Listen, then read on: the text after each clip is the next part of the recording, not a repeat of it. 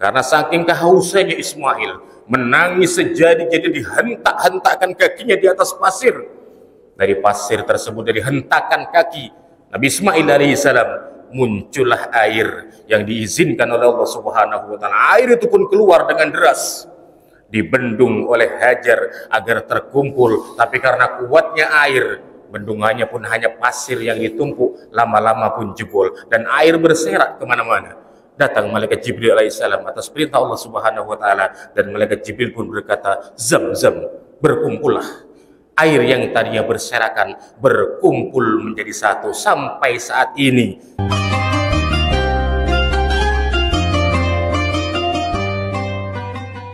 Bismillahirrahmanirrahim. Assalamualaikum warahmatullahi wabarakatuh. Alhamdulillahirabbil alamin wal 'aqibatu lil muttaqin wala 'udwana illa 'alal zalimin. Wassallallahu ala sayyidina Muhammadin wa ala alihi wa sahbihi ajma'in, amma ba'du. Yang saya hormati pengurus Masjid Paripurna Baitus Salam, yang saya hormati para bapak dan ibu sekalian, jemaah salat zuhur, yang insyaallah semuanya dirahmati Allah Subhanahu wa taala. Amin. Syukur kita panjatkan kehadirat Allah, salawat dan salam kita aturkan kehadiran junjungan kita Nabi Agung Muhammad sallallahu alaihi wasallam.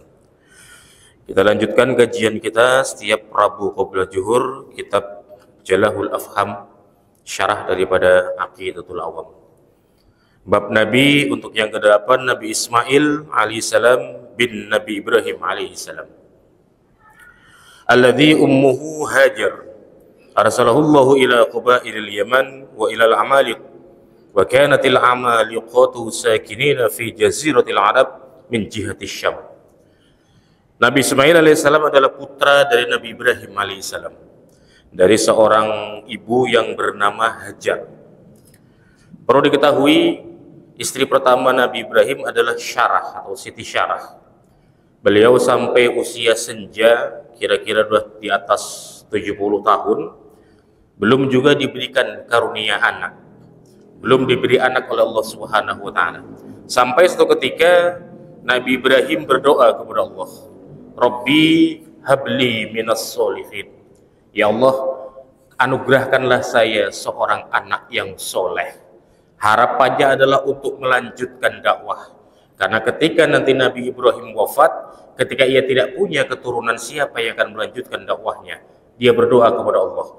Rupanya ketika ia berdoa didengar oleh istrinya Syarah. Syarah sadar diri, dia seorang perempuan tua yang mandul, yang secara kedokteran, istilah kita saat ini, sudah tidak bisa memiliki anak, gak bisa memiliki keturunan. Akhirnya ia memberikan izin kepada suaminya Ibrahim dengan berkata untuk menikahi pembantunya yang bernama Hajar, yang usianya lebih muda dan tentunya masih produktif untuk bisa melahirkan seorang keturunan. Singkat kisah, menikahlah mereka antara Nabi Ibrahim dengan pembantunya yang bernama Hajar. Dari pernikahan itulah lahir seorang anak laki-laki yang sangat tampan, yang diberi nama Ismail, yang kelak di kemudian hari menjadi nabi dan rasul, melanjutkan dakwah Nabi Ibrahim. Dan bahkan dari keturunan Ismail, dari terah Ismail, lahirlah baginda Rasulullah Shallallahu alaihi wasallam. Setelah mereka menikah, akhirnya mereka memutuskan untuk pindah dari rumah. Siti Syarah berkata, saya khawatir setan akan menggoda keimanan saya. Karena saya melihat kebahagiaan kalian dengan pernikahan kalian, lahirlah seorang anak putra. Saya khawatir iman saya lemah. Karena kekhawatiran itulah, silahkan tinggalkan rumah ini agar setan tidak menggoda saya lebih jauh, lebih dalam. Saya ikhlas, saya ridho untuk kamu terus berjuang di jalan Allah. Jadi ikhlas dia ditinggal oleh Ibrahim untuk melanjutkan dakwahnya. Pergilah mereka sampai di satu negeri yang sangat tandus, yang sangat gersang, yang sangat panas, tidak ada tumbuhan apapun di sana. Dan Nabi Ibrahim berdoa kepada Allah Subhanahu wa taala, ya Allah, jadikanlah tempat ini tempat yang subur, jadikanlah tempat ini tempat yang makmur, yang kelak akan dikunjungi oleh umat manusia untuk datang kemari. Tempat tersebut adalah Mekah Al-Mukarramah, dan sudah terbukti bukan hanya dalam ibadah haji setiap bulan jamaah dari penjuru dunia datang ke Baitullah untuk tawaf di Ka'bah. itu adalah berkat doa dari Nabiullah Ibrahim alaihi salam. Beberapa hari mereka di sana, bekal mereka habis. Akhirnya Nabi Ibrahim memutuskan untuk pergi mencari nafkah karena bekal mereka sudah habis. Dan di situ sudah 1 hari Hajar tidak makan. Sementara kita tahu sendiri namanya bayi menyusu itu sangat kuat susunya. Apabila ibunya makannya kurang, tentu gizinya pun kurang, hasilnya pun tak keluar lagi. Sampai satu ketika sudah 2 hari bahkan lebih, Ibrahim pun belum kembali. Kebingungan Hajar, bekal ia benar-benar habis. Ia melihat di bukit Sofa seolah-olah ada air, berlari dia ke Sofa. Ia melihat ke bukit Marwah seolah-olah ada air di sana, ia lari ke Marwah. Bolak-balik sampai 7 kali. Itu sebabnya ketika kita haji ada istilah sa'i. Kita lari antara bukit Sofa dan bukit Marwah. Yang mengawali, yang memberi contoh adalah Hajar, istri daripada Nabi Ibrahim, ibunda Nabi Ismail alaihi salam. Karena saking kehausannya Ismail, menangis sejadi-jadi, dihentak-hentakkan kakinya di atas pasir. Dari pasir tersebut, dari hentakan kaki Nabi Ismail alaihi salam, muncullah air yang diizinkan oleh Allah Subhanahu wa taala. Air itu pun keluar dengan deras, dibendung oleh Hajar agar terkumpul. Tapi karena kuatnya air, bendungannya pun hanya pasir yang ditumpuk, lama-lama pun jebol dan air berserak kemana-mana. Datang malaikat Jibril alaihissalam atas perintah Allah Subhanahu wa taala, dan malaikat Jibril pun berkata, "Zam-zam, berkumpullah." Air yang tadinya berserakan berkumpul menjadi satu. Sampai saat ini air itu masih mengalir dengan tidak pernah kering, walaupun tidak ada hujan di Arab Saudi sana. Itu adalah berkah dari Allah Subhanahu wa taala, wasilah dari hentakan kaki Nabi Ismail alaihi salam. Sampai sekarang masih kita bisa menikmati airnya ketika kita umroh ataupun kita haji. Dari situlah minumlah Nabi Ismail, datang Nabi Ibrahim alaihissalam. Mulailah mereka membangun peradaban. Dan mulai bertumbuh Nabi Ismail menjadi besar. Tetapi rupanya Nabi Ibrahim alaihissalam sedikit lalai kepada Allah Subhanahu wa taala. Bertahun-tahun tidak punya keturunan, bertahun-tahun tidak punya anak. Ketika dikabulkan, diberikan harta anak, di situ iman Nabi Ibrahim mulai sedikit goyang. Tapi bukan goyang, mulai sedikit goyang. Biasa habis sholat dia zikir mungkin bisa sampai 1 jam atau setengah jam. Ketika sudah ada Ismail yang lagi lucu-lucunya wajahnya, ia tinggalkan. Mungkin hanya zikir 10 atau 15 menit saja. Ia datang lagi kepada Ismail, menggendong Ismail saking sayangnya kepada Ismail.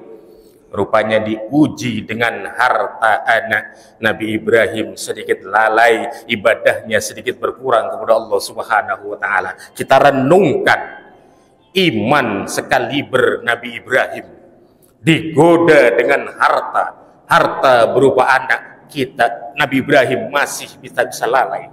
Bagaimana dengan keimanan orang awam macam kita? Mungkin ketika kita diberikan tumpukan emas, diberikan bongkahan emas, mudah sekali kita akan menggadaikan iman kita terhadap Allah Subhanahu wa taala. Naudzubillah, summa naudzubillahi min dzalik. Karena sudah lama dia sedikit meninggalkan apa yang difardukan oleh Allah. Sayangnya kepada Ismail berlebihan sampai lalai dengan sedikit tugasnya. Sampai usia 12 tahun kira-kira udah mulai masuk masa baligh. Di situ baru Allah Subhanahu wa taala memberikan ujian kepada Nabi Ibrahim.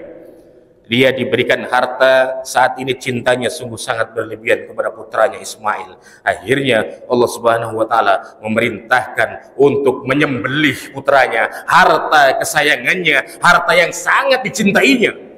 Dalam mimpi Allah Subhanahu wa taala memberikan perintah kepada Nabi Ibrahim untuk menyembelih putranya Ismail. Diminta, sekarang aku minta anak kesayanganmu, kata Allah. Anak yang harta yang kamu cintai, diminta bagaimana, ikhlas tidak, ridho tidak. Dari situ sadarlah Nabi Ibrahim, sujud dia mohon ampun kepada Allah Subhanahu wa taala. Selama diberi anak Ismail, ibadahnya, dakwahnya sedikit lalai, sedikit berkurang karena cinta yang berlebihan dengan harta anak yang diberikan oleh Allah Subhanahu wa taala. Dan tanpa ragu ia pun bertanya kepada putranya, "Wahai anakku, sesungguhnya tadi malam ayah bermimpi untuk menyembelihmu. Bagaimana pendapatmu?" Aku tidak berani membantah apa yang diperintahkan oleh Allah kepadaku. Nabi Ismail calon seorang rasul, calon seorang nabi, dengan tanpa ragu ia menjawab, "Ya abatif'al ma tu'maru satajiduni insyaallahu minas sabirin. Wahai bapakku, kalau benar itu perintah Allah, if'al, lakukan. Lakukanlah. Tertuang dalam surat As-Saffat, percakapan mereka antara Nabi Ismail dan Nabi Ibrahim alaihissalam. Kalau emang betul perintah Allah, lakukan, jangan ragu-ragu wahai bapakku. Insya Allah engkau akan mendapatiku sebagai orang yang sabar, ikhlas dia. Seorang anak ditanya sama ayahnya, engkau diminta oleh Allah untuk dikurbankan, untuk disembelih, apakah kamu siap? Ismail tanpa ragu menjawab, sangat siap. Dibawanya ke sebuah batu yang sangat besar. Berbaring Nabi Ismail alaihissalam, bersiap Nabi Ibrahim akan menyembelih putranya Ismail.